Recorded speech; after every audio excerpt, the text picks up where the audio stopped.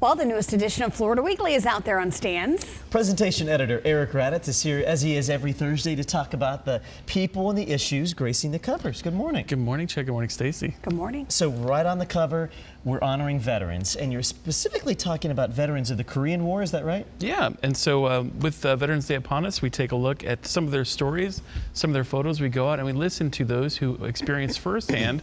They're a little bit older, but their recollection of their stories, the war in Korea, is still very vivid.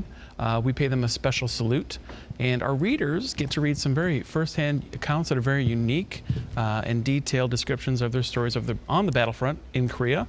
A definite must-read for all in our community with Veterans Day coming right around the corner. Yep, right on Saturday. The business section, Eric, you guys tackled jobs and the employment rate. What'd you find?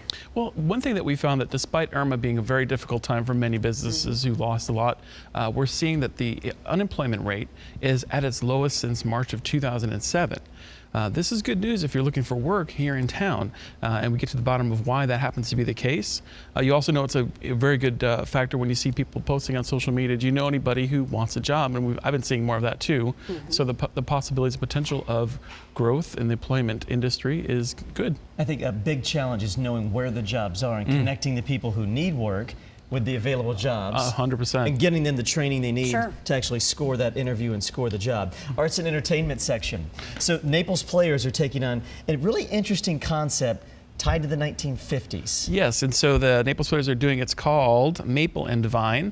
They're stepping back in time, where a couple live in a community that reenact living as if it were the 1950s. Our writer Nancy Stetson found it very interesting how the costumes especially played a very big role in this performance. And so she gets to the bottom of it in this week's editions, and especially something to pick up if you love the 50s. It was a rockin' time. Back in the 50s. We have a Pretty reporter, cool. you know Dave Elias, our chief political reporter, loves the 50s. Yeah. We got to make sure Dave goes and Yeah, we need to get him Absolutely. there for sure. Top picks, always a favorite among readers. What's in it this week? So if you're not sure what to do, pick up Florida Weekly for top picks. We have a lot to do. So there's so much to do, and the traffic is, as you see, today was horrible, but it's because there's so much to do. We got Kate Davis at the Davis. We got Shaggy in town, Jazz Brunch, Marshall Tucker band, Charlie Daniels Band, Everclear, and Smash Mouth, and that's just this week in Southwest Florida. To name a few, lots to do. If you're looking for something to do, you have no excuses.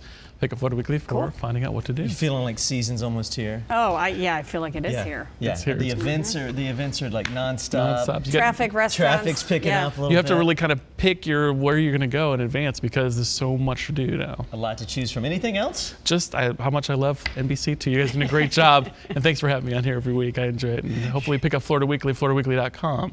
We'll do it. All Eric right. Raddatz, we'll see you Thank next you, week. Eric. Sounds good.